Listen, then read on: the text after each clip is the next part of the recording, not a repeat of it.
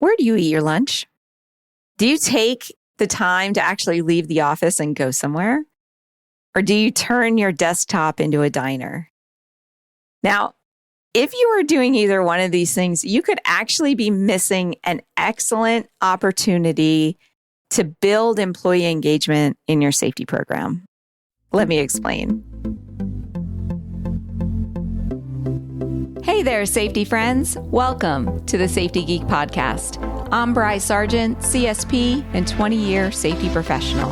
After spending years training safety leaders across the globe for a large corporation and creating safety programs from the ground up over and over again, I am now sharing my processes and strategies with you. At the Safety Geek, you will learn how to manage an effective safety program that increases your management support and employee engagement, all the while helping you elevate your position and move up in your career. If you're ready to step into the role of a safety influencer and leader, you're in the right place. Let's get to it. Hello, my safety friends. So no, I am not taking away your lunch break. I could already hear you thinking that just by this title and just by my intro. So don't worry about that. I'm not forcing you to have a working lunch, okay? But doing it every so often is not that bad of an idea. But today, what I want to talk about is all the ways that you can turn your employee break room into an employee engagement engine, right? Break rooms are the place that most people walk in and out of all day long. And then a couple of times a day, there's like a dedicated audience there because there's a huge gathering of people. So let's turn this employee break room into some strategic engagement for you and your safety program. So I have several tips for you today that you should actually have in your break room. And if you don't, then you can add them in there. And some of them are different things that you can do as well. So let's start off. The first one is posters and table tents. So, there's always safety posters out there. And I know like a poster is never going to change anybody's mind or change anybody's behavior, but lack of posters does. Lack of safety posters does change your culture in a negative way. So you definitely want to have safety posters up there. And you want to change them frequently. You don't want to have the same poster because an ignored poster or one that's been up there for months on end doesn't do you any good either. So I like to change my posters every couple of weeks. I'm a huge fan of table tents because everybody's just sitting at the break room table. And after they get done eating, what are they going to do? They're going to flip through the table tent, just like we do in restaurants. How many times have you grabbed that Ziosk or whatever table tent just to flip through it while you're sitting there waiting for your meal at a restaurant? Your employees will do the same thing. So table tents are great ways to communicate information. I used to actually use them to post the status of our goals and put our goals in there. So that way they always knew what our 5 goals were for the year, right? But you want to change them often. You want to update them frequently, right? Next one is mission statements and values. So your company should have a mission statement. Most companies do. But then you might want to have safety values up there as well, or values of the organization. Hopefully safety is included in both of those. If not, that's a whole nother issue. And you might want to start influencing your management team to change that or to include it into the mission statement. I will tell you that is one of the strongest indicators of a safety culture. Whenever I am looking at an organization, or maybe I'm looking to work for an organization, if safety is not included in that mission statement or values, then they obviously don't value it. So influencing that change is huge, and that will actually help your employee morale and help your employee turnover as well. But regardless, both of these should be posted in the break room. They will be static. They won't change because they'll be there frequently, but they should be kept clean and they should be kept in good condition. And you show value to the mission statement and values, then the people that are reading it will treat it the way that it should be treated. So I generally like to keep them framed and in a nice area and clean. It's not just a piece of paper tacked to the wall. And something shown that we have value of our mission statement and everybody's expected to know it. It's really great when you actually get people that know the mission statement or that they can repeat it as well as the executives can. So, all right. Number 3 is your JHAs or your SOPs. So a lot of times our JHAs and our SOPs end up stuck in a computerized folder or maybe in a binder in your office. They're not readily accessible to employees, but employees are expected to follow them. So I truly believe that they should be printed and kept in a binder in the break room that employees can just grab and read. Now, you can keep your main ones in your digital folder. You can keep your main ones in your executive offices, whatever you want to do. But employees should have access to these things. And generally in the break room, we also have our SDSs too. But people rarely think about putting our JHAs or our SOPs in there. And we really need them in there too. And I can't tell you how many times I've walked into break rooms and saw people actually reading the JHAs. I don't have enough fingers to count because they just want to review it. And a lot of times what will happen is they'll see somebody else doing something wrong, and then they just want to verify that they were doing it wrong or the right way to do something. And if you have that readily available to them, it's a great way to communicate the safe work practices within your organization. And JHAs are typically safety related, but SOPs are safety, quality, efficiency related. So it's an overall company benefit. All right. I already talked about SDSs. They should be in there as well.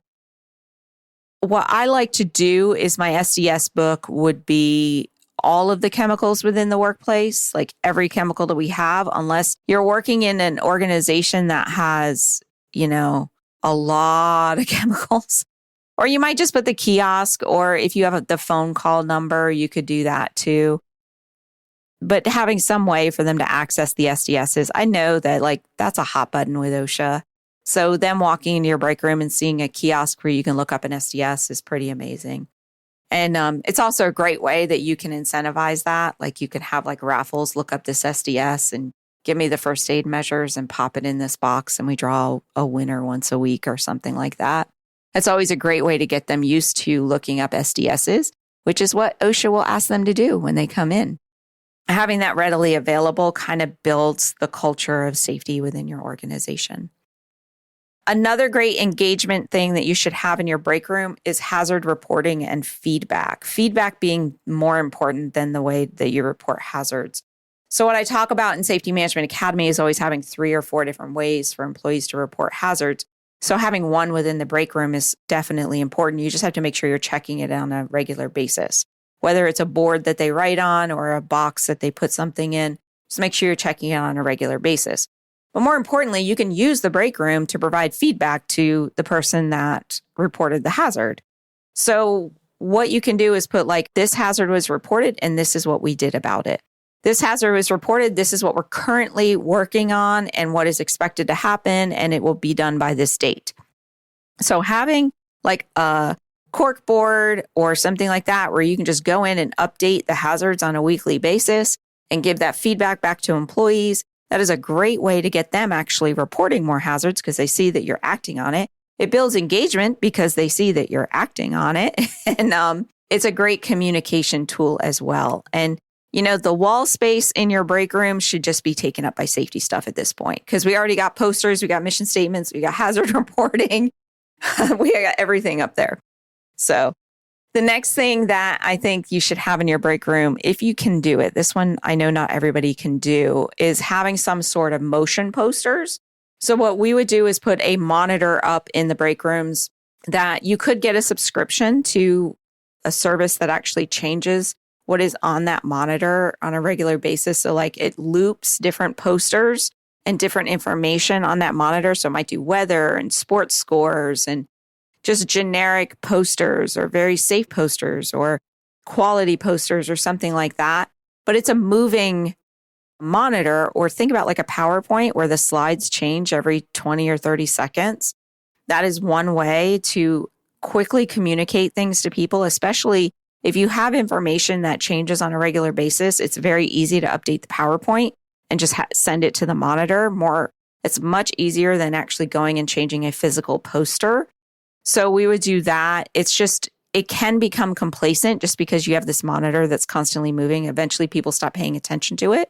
This is why those services add in the weather and the sports scores, because that gets people watching it, or news headlines too, right? So when you do it with just a PowerPoint yourself, you have to come up with ways to get people to watch it. So we used to incentivize it, kind of like a Where's Waldo type of thing. And we would hide something in there. And if you found it, you got your name in the hat, and we would incentivize it to get people to watch the change in the posters. But the services that are out there, they do a much better job of it if your company invests in that, where it does add in the news headlines and the sports and the weather and all of that. So I think that's really good. Now, all of these things are things that should just be in your break room. So they're kind of like passive engagement opportunities, right? So they're just there, like I said, taking up all the wall space. But there are other things that you can do within the break room as well that help build engagement. So you can actually use this break room to do your small engagement and inclusion practices, where last episode we talked about including them in policy reviews or document reviews or JHA reviews, things like that. That's where you can easily grab an employee, sit down with them, have them read the policy, get their feedback on it, and then move on from there. You can also use the break room to kind of survey employees. Hang out in the break room with a survey and say, hey, can you fill this out for me? I typically would do that not during lunch hours. I would do that when you see people coming in and out, because they typically have a little bit more time. When you are stopping people in their lunch hour, you really don't want them to feel forced to do something when they're actually not on the clock at that time as well. So surveying people as they come and go. And a lot of times what people do is they'll put like a survey kiosk in the break room as well. That works great. But if you don't have the one, so here's the thing. There's a survey kiosk out there. You'll see it in TSA all the time where it's just smiley faces. So you change the question and then you have the smiley faces. That's great for like a passive survey in your break room or outside your training rooms and things like that. As people are walking once a day, they answer the question, right? The problem is when it's not monitored, you can have somebody answering it multiple times and you would never know. So that's why I like to just take an iPad and go one-on-one and do the survey. And that way it's anonymous because they're not putting in their name, but I'm not getting multiple entries from the same person because I am controlling who I give the iPad to. So that's one thing that you can do in the break room. The other thing is that, like, let's say that you do have hazards being reported, or you've noticed issues, or you're like looking at trending and you've seen like a really high spike in back injuries or something like that. You can hang out in the break room and grab employees and have discussions with them and say, look, we've seen this. I'd love to talk to you about it. And just ask them, interview them and ask them some questions about, we're just in the starting stages. We're trying to figure out what to do about this. We want your opinion. It's a great way to build engagement. It's a great use of your break room as well. And then what happens is as you're talking to one employee, everybody's like, what are you talking to them about? It's like, hey, I'll come talk to you too, and you can get a whole bunch of feedback that way as well. Now, during the actual lunch hours, there are things that you can do to engage them as well. And what I like to do is like a weekly community event where once a week you do something. And that way they start looking forward to it. So you can do like a lunch and learn, and you're actually like teaching them something. And maybe you give them a punch card if they attend the 5-minute session and they attend 5 of them, they get, a vending coupon or something like that. You can play games, which I know I've talked about before, doing like a forklift rodeo with the little RV remote control forklifts or something like that. I've done puzzles. I've done paper dolls with PPE. I've done the SDSs of like look up an SDS and get your name in the hat. You can do different games like that. The whole idea is like every week you do some sort of little engagement activity within your break room. And it just becomes this weekly community event that everybody looks forward to. So those are the ideas that I have for you about how you can turn your break room into an employee engagement engine. And I hope that it gives you some ideas to try, and where you see that this break room then becomes an opportunity for you to reach out and get more employees involved and increase your inclusion and your collaboration within your program. And when you do these things consistently, over time, it does change your culture. And they will actually start to give you ideas on the weekly events and things that you can be doing, which is really great. And then the next step from there is they may actually lead those community events themselves. So let's say you wanted to do the RV forklift truck thing. You just say, hey, I need somebody to lead it next week. Will you do that? And then you have employees leading those events, and then it's even better. So that's when you know that you've actually done it, that you've actually influenced the change within your organization. When you start seeing people giving you ideas and then participating on their break to play a game with other employees. So anyway, that's what I got for you this week, my safety friends. I will chat with you again soon. Bye for now.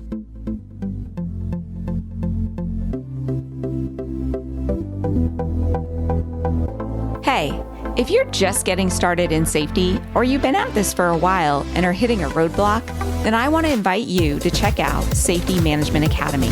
This is my in-depth online course that not only teaches you the processes and strategies of an effective safety management program, but how to entwine management support and employee participation throughout your processes. Are you ready to finally understand exactly what you should be doing and ditch that safety police hat forever? Then you have got to join me and your fellow safety scholars over at Safety Management Academy. Just go to thesafetygeek.com/SMA to learn more and to get started. That's thesafetygeek.com/SMA. And I will see you in our next students only live session. Bye for now.